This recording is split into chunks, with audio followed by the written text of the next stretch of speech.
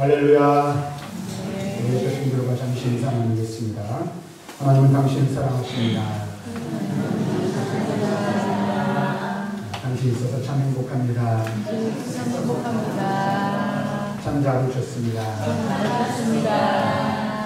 할렐루야. 5월은 우리가 가정의 달이라고 하죠. 그래서 여러 가지 많은 행사들이 있었습니다. 그래서 어린이날, 교회는 어린이주일도 지키고 어버이주일도 5월 15일은 이제 그 색이 많이 가리긴 했지만 스승의 날이고 교회에서는 셋째 주일날은 스승의 주일로 지키기도 합니다. 5월 달에는 그렇게 여러 가지 많은 일들이 코로나가 모든 것을 삼켜버렸습니다. 근데 제가 이 말씀을 5월 달에 준비를 하고 전하면서 그런 생각을 많이 해봅니다. 어떤 생각을 하냐면 우리 교회가 가족 같은 교회, 가정 같은 그런 교회가 되었으면 좋겠다라는 생각을 합니다. 우리가 성도들이 그렇게 많지 않고 또 소규모의 교회이기 때문에 우리가 조금만 노력하면 서로를 위한다면 좀 더 가족 같은 그런 교회를 만들어가지 않을까 하는 생각을 해봅니다. 그러면서 한편으로는 그런 생각을 해봅니다. 이 가족 같은 교회가 좋은 건 아닐 수도 있다는 거죠. 어떤 면에서 우리가 가족인데 맨날마다 큰 소리 나고 다투고 싸우고 그런 분열하고 분쟁하고 갈등이 계속 생기면 어떨까요? 그런 가족은 가족이라고 하더라도 정이나 사랑이 넘칠 수가 없겠죠. 우리가 가족 같은 교회를 만들어 가는데 만약에 다투고 분열하고 싸우는 그런 교회를 만든다면 어떨까요? 오고 싶은 교회, 머물고 싶은 교회, 또는 늘 기억나고 생각나는 그런 교회가 아니라 할 수만 있으면 이런 이유 저런 핑계를 대서라도 좀 거리를 두고 싶은 생각이 들 수 있겠다는 그런 생각을 해보게 됩니다. 어떻게 하면 우리가 화평하고 화목한 교회, 공동체를 이룰 수 있을까? 어떻게 하면 사랑이 넘치고 또 은혜가 넘치는 그런 공동체를 만들어갈 수 있을까? 이것이 어떻게 보면 현대를 살아가는 그리스도인들의 숙제일지도 모르겠습니다. 굳이 말하자면 꼭 교회가 아니더라도 여러분들이 만들어서 함께 어우러져가는 이 사회 공동체뿐만 아니라 여러분의 가정 공동체도 마찬가지입니다.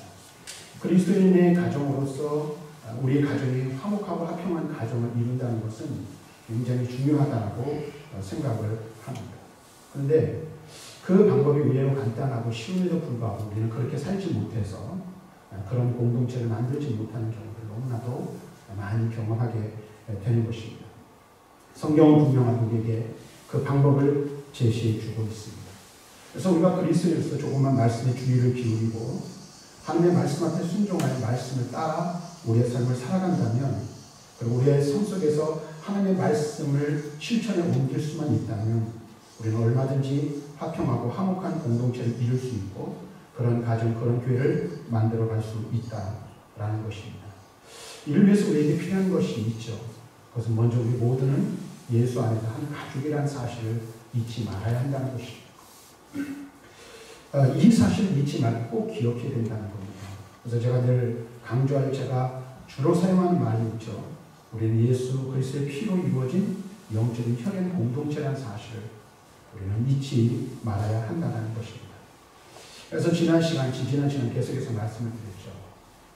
우리의 삶을 불행하게 만들거나 혹은 행복하게 만드는 가장 중요한 요인이 어디에 있다라고 말씀을 드렸습니까?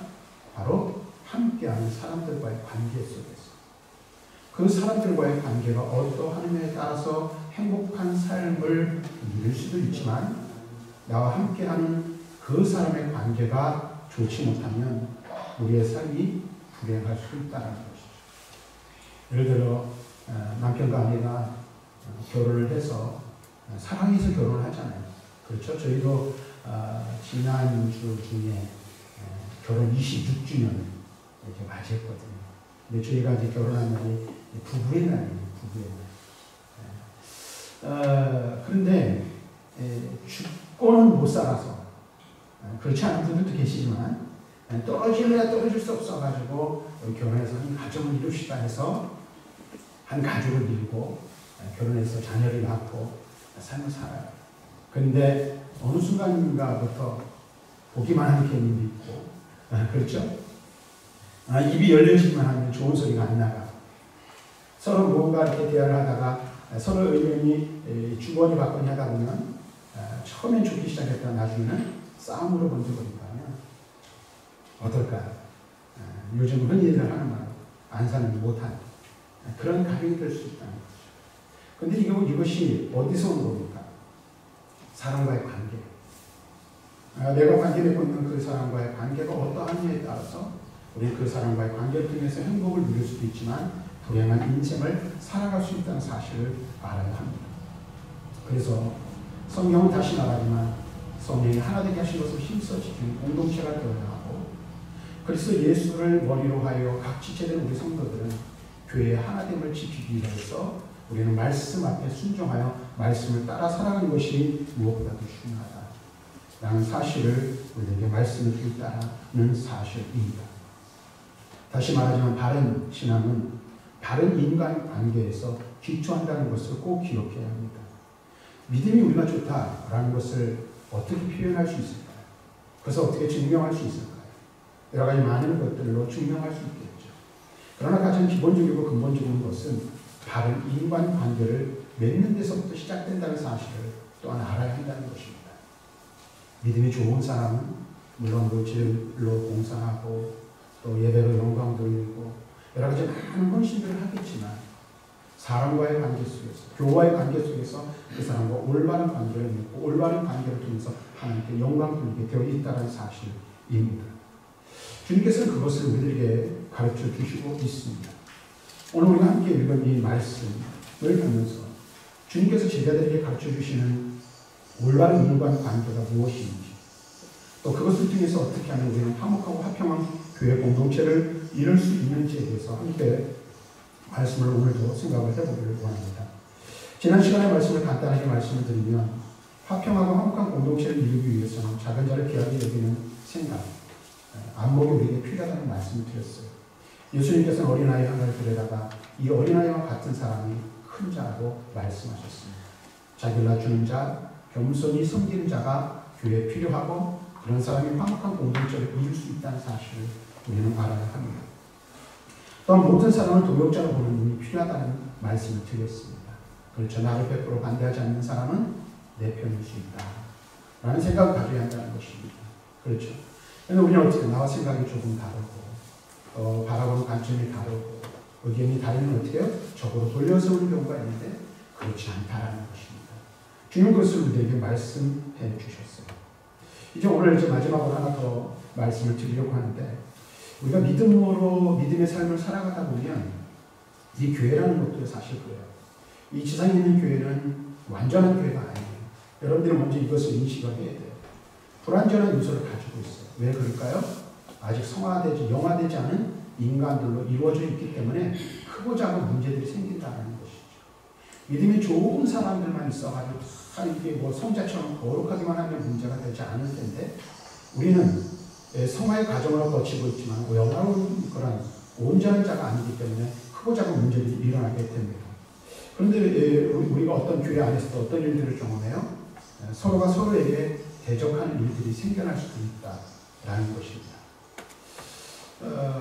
여러분들 그렇잖아요. 어떤 회의를 한다든지 아니면 의견을 나눈다든지 또는 어떤 사안들이 발생했을 때 서로의 생각들을 거스르고, 그 다음에 또 때로는 우리가 이 죄의 쓴뿌리를 가지고 있기 때문에 성품상 그런 경우들도 이렇게 생기는 것들을 보게 돼요. 모함을 받거나 모함을 하게 됩니다. 또 한 교회에서 제가 특을 강조해서 우리 성경이 강조하지만 한 가족이라고 혈연 공동체라고 말하지만 원수같이 행하는 일들이 일어날 때가 있다는 거죠. 이게 솔직하게 그렇지 않아요? 그래서 어떤 때는 상대가 내 마음을 너무나도 아주 그냥 진짜 팍 긁어가지고 속이 너무 상하게 만들 때가 있다라는 거예요. 근데 여러분들이 잊지 말아야 될 게 뭐예요? 내가 그런 일을 경험하기도 하지만 반대로 내가 그런 일들을 할 때도 있다는 사실을 우리는 알아야 한다는 거예요. 그래서 우리가 만약에 교회 공동체에 있는데 교회 공동체 안에서 그런 일들이 발생한다면, 그리고 그런 사람들과 맞닥뜨리게 된다면 여러분은 어떻게 하시겠습니까? 이때 우리는 어떻게 해야 할까요? 오늘 우리는 함께 읽은 이 말씀 속에서 그 해답을 찾을 수 있다라는 것입니다. 오늘 본문의 말씀은 이렇습니다. 예수님의 이름이 갈릴리에서 예루살렘을 가기 위해서 사마리아를 통과해야만 했어요. 지리적으로 그렇다는 거예요. 그런데 당시 유대인들은 여러분들이 잘 아시는 대로 사마리아 사람들과 또 서로 상종하지를 않았어요. 그런데 오늘 말씀 볼 때 예수님의 일행이 제자들과 함께 지나가려고 하는데 어느 마을로 지나가게 되는데 그 마을 사람들이 노골적으로 예루살렘으로 가는 것을 알아서 그 길을 막고 방해를 한 거예요. 그래서 예수님의 일행이 그 길을 지나갈 수가 없게 되었어요. 그때 이 야고보와 요한이 이 분노가 끓어오르는 거예요. 지나가는데 못 지나가게 하잖아요. 길을 막아서는 거예요. 방해를 하는 거예요. 그래서 54절에 예수님께 뭐라고 말합니까? 주여, 우리가 불을 명하여 하늘로부터 내려 저들을 멸하라 하기를 원하시나이다. 분노가 치밀어 오르는 거예요. 쉽게 말하면 화가 머리끝까지 나는 거죠. 저놈들 저 나쁜 놈들. 저놈들 그냥 내버려 두지 마시고 그냥 버려버리시죠. 라는 거죠. 우리가 이 야고보와 이 요한의 성품이 어떠한지 예수님께서 이미 알고 계시다는 것을 성경을 통해서 알 수가 있어요. 마가복음 3장 17절 말씀에 보면 예수님께서 예수님의 제자들을 부르시는데 이렇게 말합니다. 또 야고보, 세베대의 아들 야고보와 야고보의 형제 요한이니 이 둘에게는 보아너게 곧 우리의 아들이란 이름을 더하시다 라고 말씀하고 있어요. 다시 말하면 이 지금 이렇게 말하고 있는 요한과 야고보의 성품이 어떠하다는 거예요? 불같다는 거예요. 불의를 보면 참지 못하는 것도 있지만 자기와 반대하고 자기와 자기 마음에 맞지 않는 불같이 막 성품을 일으키는 막 성격이 급한 이런 성정을 이미 가지고 있었던 것이죠. 어느 날 갑자기 너무나도 이게 황당무계하고 어이없는 일이어서 이들이 승기를 내는 게 아니라는 거예요. 그와 같은 성품을 가지고 있다라는 거예요. 우리는 오늘 이 두 제자의 모습 속에서 자신들을 가로막는 사마리아인에 대한 이 강한 적개심, 분노를 우리는 볼 수가 있습니다. 그런데 여러분, 이 야고보와 요한의 모습이 단순하게 야고보와 요한의 모습만이 아니라 오늘 우리의 모습을 적나라하게 보여주는 것일 수도 있다라는 것입니다. 때로 우리는 어떻습니까? 누군가 나의 길을 가로막고 나의 의견에 반대를 하고 심지어는 나를 대적할 때 또는 어떤 문제가 생겨서 서로가 등을 칠 수밖에 없는 그런 상황 가운데 놓이게 될 때 나도 모르게 분노와 적개심의 노예가 되어버리고 있지는 않습니다. 인간관계 속에서 우리는 어떻게 해요? 많은 부딪힘들이 있는데 그 부딪힘들, 크고 작은 부딪힘들이 우리의 마음에 분노를 일으켜서 상대를 적으로 만들어버리고 또 상대에 대해서 적개심을 품고 분노하는 그런 일들이 우리에게 있다라는 거예요. 그래서 만약에 나에게 힘이 있다면 어떻게 해요? 그 적개심을 가지고 그 힘을 가지고 상대를 제압해버리거나 만약에 또 이게 반대로 힘이 없으면 어떻게 해요? 아예 그 사람과 상종하지 않는 관계를 끊어버리는 자리로 나아가버리는 것이 우리들의 모습이 아닌가 하는 생각을 하게 되는 것이죠. 이런 일들이 사실은 그 일의 사안이 크고 작은 것을 떠나서 이런 크고 작은 일들이 우리의 삶 속에서 얼마나 많은지 교회 안에도 마찬가지입니다. 제가 우리 교회 온 지 이제 12년이 됐는데 여러분 보십시오. 한번 생각해 보세요. 여러분들 사이 속 관계 속에서도 한번 생각해 보세요.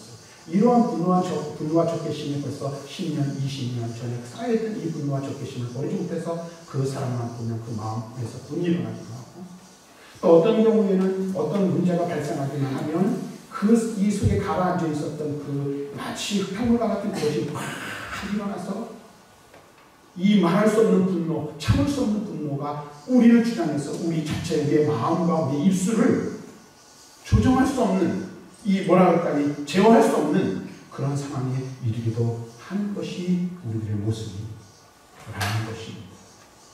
이 본문에 나와 있는 야고보와 요한의 이 모습이 다름 아닌 나의 모습, 우리들의 모습일 수 있다는 사실을 분명히 알아야 합니다.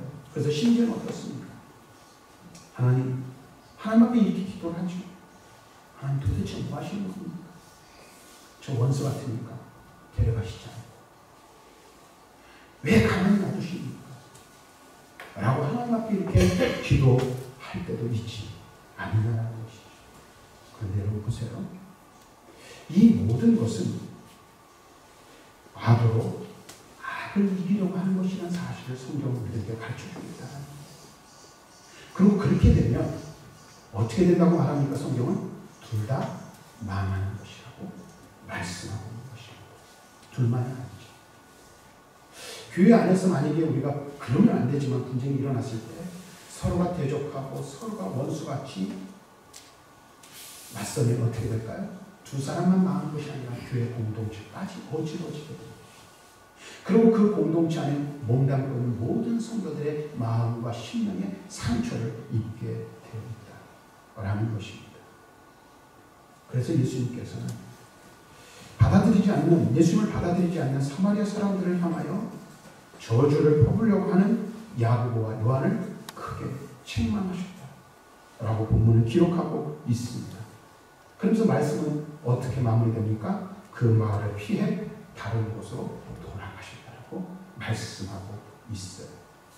여러분 한번 생각해 보세요. 예수님께서 이 힘이 없으셨을까요? 능력이 모자라셨을까요? 아니요.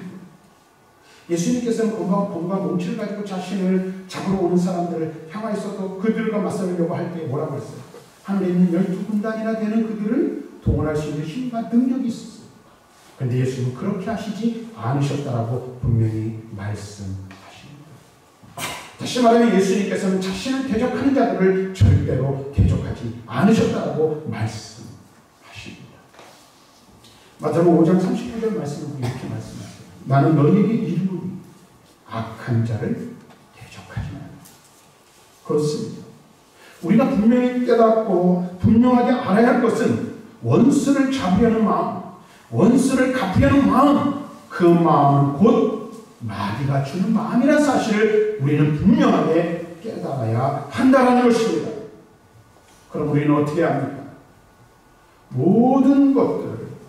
우리의 모든 것을 공의로우신 하나님 앞에 맡기는 믿음이 필요하다는 것입니다. 그리고 손으로 악을 이겨야 하는 것입니다. 그럼 어떻게 손으로 악을 이길 수 있을까요? 여러분 한번 보세요. 우리 세상을 살아가면서 마찬가지예요. 악한 자들도 잘 되고 그렇죠? 악한 사람들이 더 번성하고 이 악의적으로 행하는 그 사람들이 보면 더 잘 이렇게 막 이렇게 일이 막 열리는 것 같잖아요. 근데 성경은 이렇게 말해요. 로마서 12장 20절에 보면 이렇게 말해요. 내 원수가 줄거든 먹이고 목마르고 마시고 그리함으로 내가 그 숯불을 그 머리에 쌓아놓으리.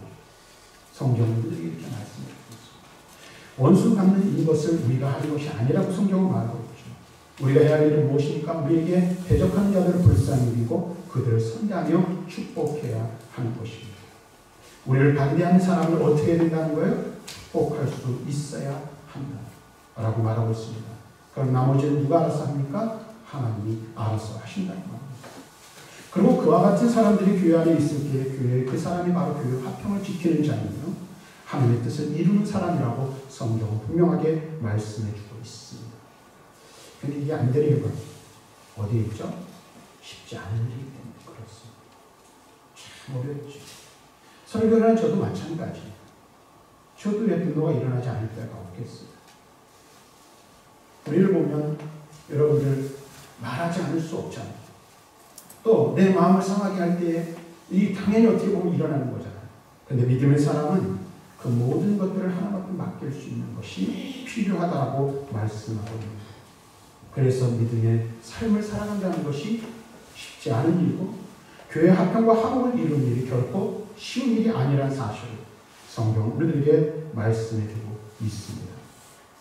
여기에는 반드시 자기 헌신과 자기 희생이 있답니다. 자기를 낮추고 자기를 죽이지 않으면 이와 같은 삶을 살 수 없고 이와 같은 아름다운 교회를 이룰 수 없다는 것입니다.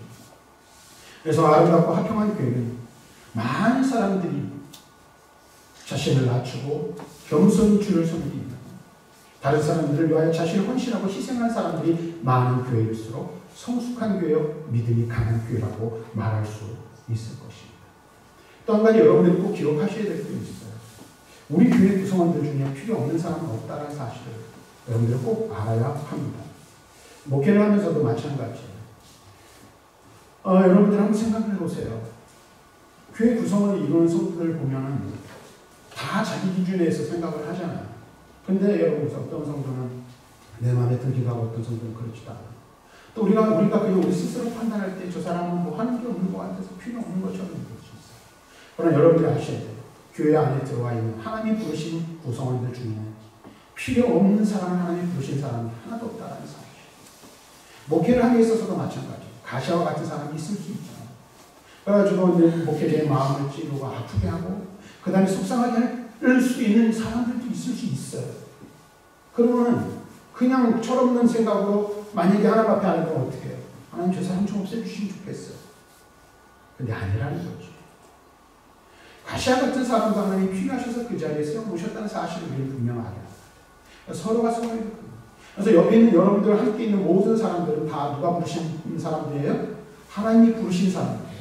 하나님 왜 노곡제일교회 성도를 여러분이 부르셨을까? 여러분의 옆에 있는 성도들을 왜 부르시고 한 성도 되게 하시고 한 교인이 되게 하셨을까요? 이 교회에 꼭 필요한 사람들이기 때문에 그렇다. 여러분들을 통해서 하나님께서 이루시고자 하시는 하나님의 뜻이 있기 때문에 나를 부르신 것과 같이 내 옆에 있는 형제와 자매 성도들을 부르셨다는 사실. 그래서 여기 있는 여러분들 모두는 불필요한 사람들은 단 한 사람도 없습니다. 하나님께서 하나님의 나라와 하나님의 영광을 위해 모두를 부르셨고 모두를 이 교회에 모셔서 세우셨다는 사실을 꼭 알아야 됩니다. 근데 나만 그런 게 아니라 어떻게 해요? 내 옆에 있는 사람도 동일하게 그렇게 부르셨다. 그래서 여러분들이 서로 옆에 있는 사람들을 존귀하게 여겨야 될 이유가 바로 거기에 있는 거예요. 때로는 내 마음에 들지 않고 내 마음을 속상하게 하지만 저 사람도 하나님이 부르시고 저 사람을 통해서 이루시고자 하는 하나님의 뜻이 계시다는 사실. 그래서 우리는 어떻게 함께 협력하여 하나의 교회를 이루어 하나님의 사명을 감당해야 믿음의 공동체로 부르셨다라는 사실입니다. 오늘 우리는 이러한 사실들을 분명히 알아야 돼요. 그래서 세우신 공동체의 일원이라면 함께 화목하여 주의 나라와 복음을 위하여 주님을 돕는 교회를 세우는 일에 함께 일해야 한다는 거예요.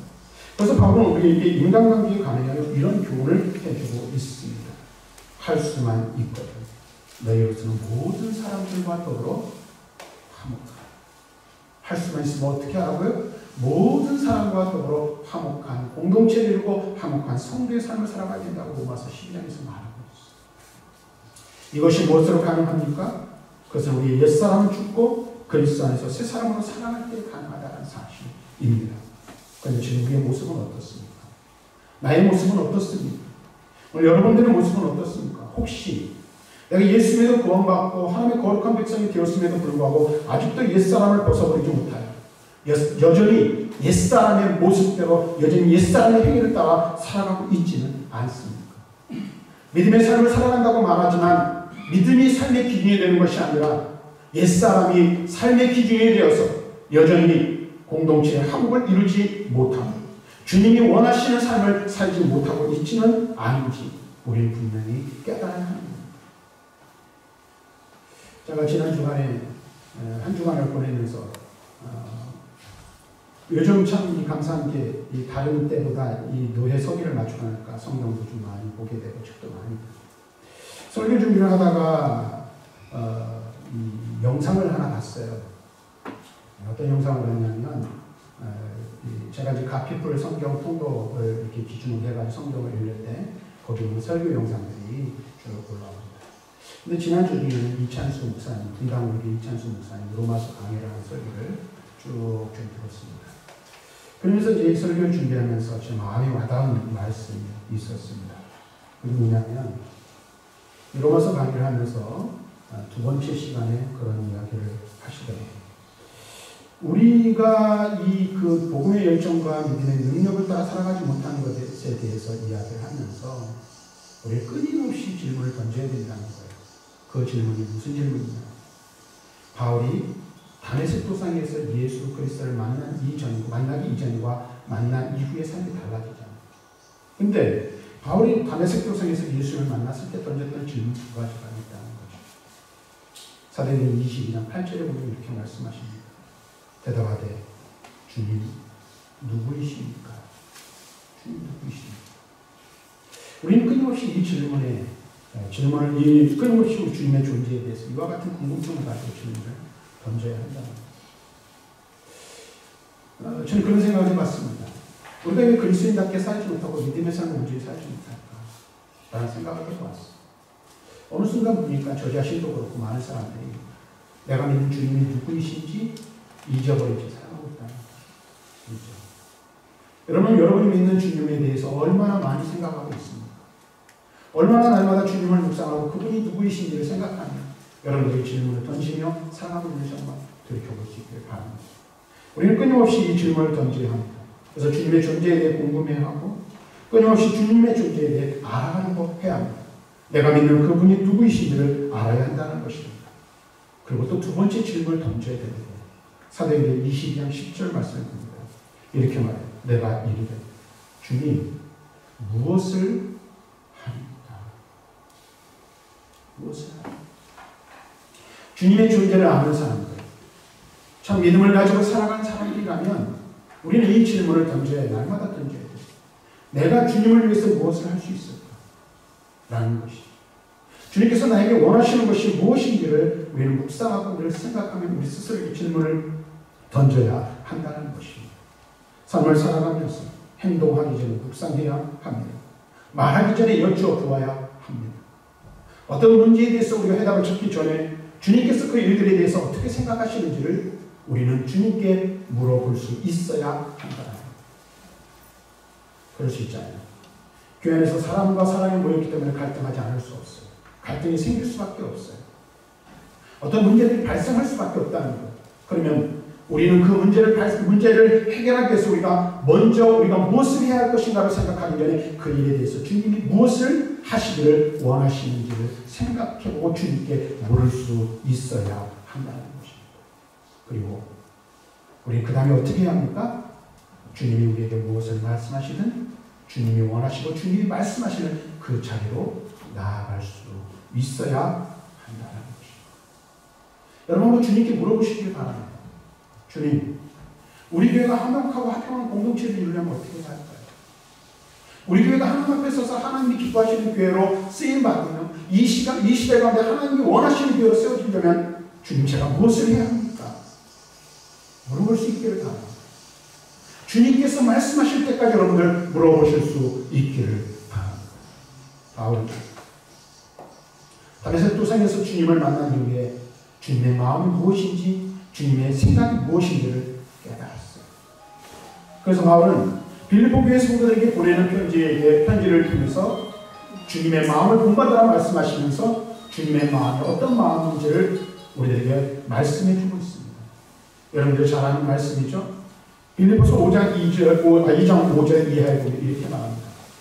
너희 안에 이 마음을 품으라. 곧 그리스도 예수의 마음. 그는 그분 하나님의 본체시나 하나님과 동등됨을 취할 것으로 여기지 아니하시고 오히려 자기를 비어 종의 형체를 가지사 사람들과 같이 되셨고 사람의 모양으로 나타나셨으며 나타나서 자기를 낮추시고 죽기까지 복종하셨으니 곧 십자가에 죽으십니다. 이렇게 말씀하고 있습니다. 바울이 여기서 말하는 주님의 마음은 무엇이고 주님의 생각은 무엇일까요? 우리가 가져야 할 주님의 마음은 무엇이고 생각해야 할 주님의 마음은 무엇일까요?